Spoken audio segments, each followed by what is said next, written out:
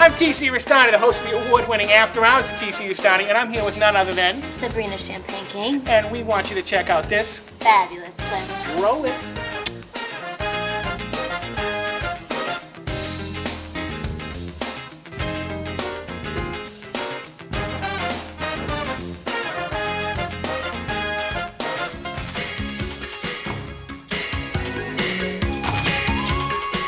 My first guest tonight has graced the pages of Playboy magazine, has trekked through the jungles of Borneo, and is now an enterprising entrepreneur.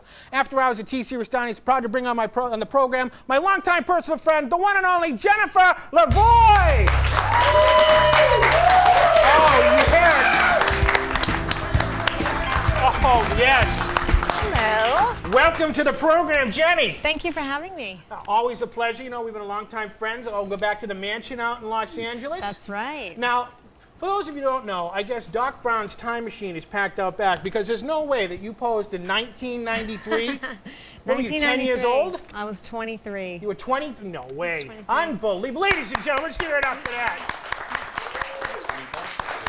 So, now, correct me if I'm wrong, you were the first girl from New England that has ever donned the pages of Playboy. I am the first and still only Playmate from New Hampshire. Unbelievable. 55 years. 55 years and there hasn't been anybody else from New England, huh? What's wrong with that? I don't know. No Maine, no Vermont. We don't care about Connecticut either. We don't care about Connecticut. So, all right, now how does a small-town New Hampshire girl go from being a small-town New Hampshire girl to the pages of Playboy magazine? I was actually modeling in New York for an art gallery, and I shot some semi-nudes that were really artsy, and the photographer told me that I should send them into Playboy, and I was thinking, no way, you're crazy. And he ended up sending them in without telling me. Uh-oh. So I got a phone call at my mom's one day, and it was Playboy, and I was shocked, but they flew me in for a test shoot, and the rest is history. And the rest is history. Now, how is that? Now, how was your family all supportive and whatnot? My family's really supportive. I'm really lucky. I had like one person in my family that had a little problem, and you know, I just set her straight. And oh yeah. But my family's pretty. A little backhand action, say? No, it's my grandmother. Oh, it was your grandmother? Oh, okay. Well, we don't do that. Yeah. But everybody else was great, so. Really? Yeah. Now how does the process go? You send in the Polaroid pictures and they call you up, and how soon after they called you were you out there doing your thing? Well, I didn't realize this until 3 or 4 years later, but I guess they get like 350 to 400 applications a day. A day? A day. And they just weed it out, but this photographer had actually sent in photos, and they flew me into Chicago for a test shoot. And that test shoot, you basically shoot like a centerfold type shot, and it goes to Hugh Hefner. Oh yeah, and Hef, Hugh Hefner is the one. friends. Yeah, Hef.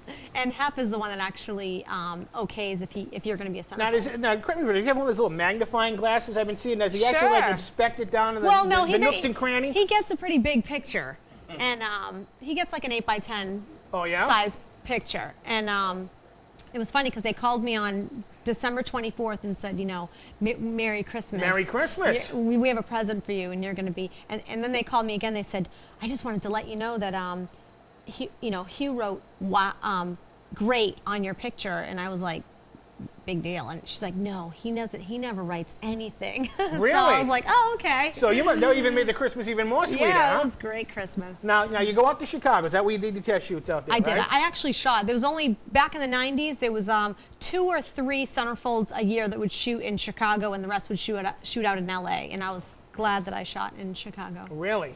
I really don't like LA that much out there. It's a different type of shooting out there. It's too hot, first and foremost, out there. Now, were you like nervous the first time going out there in front of other photographers? I wasn't. I'm comfortable with my body. I mean, I'd have lunch naked. I didn't care. They're like, oh, would you like a Would you like to go to lunch tomorrow? How about dinner?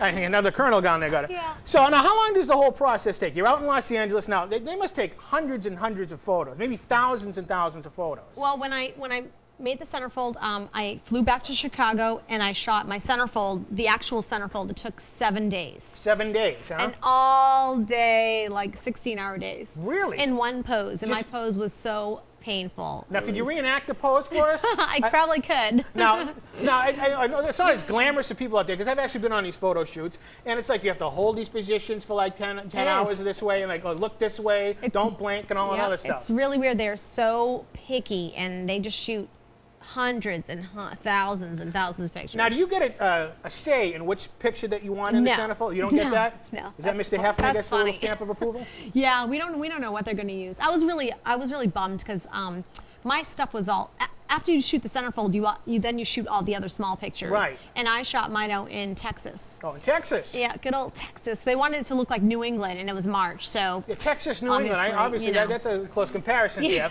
Oil wells in the background, you know, phony lobsters.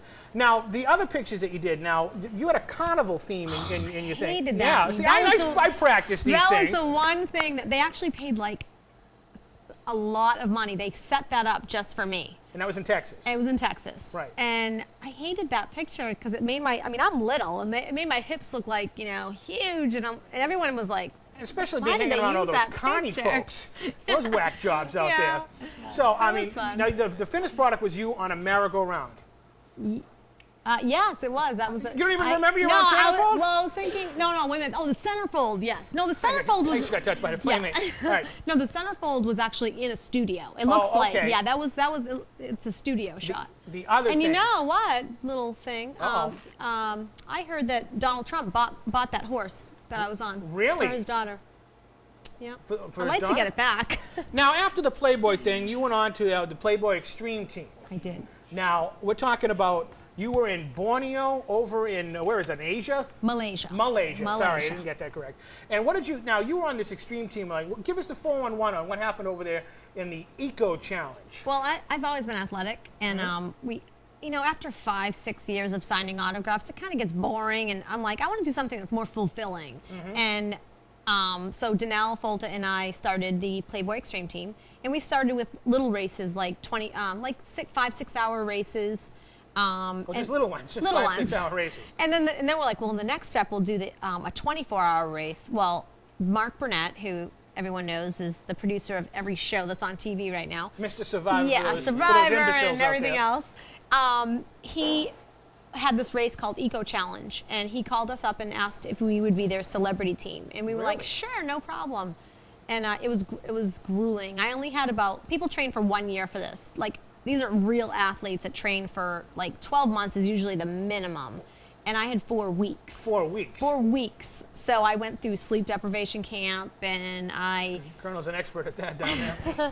And I basically just strapped a backpack on my back with 30-pound free weights in there and just walked from town to town to town. Because the biggest part is your feet.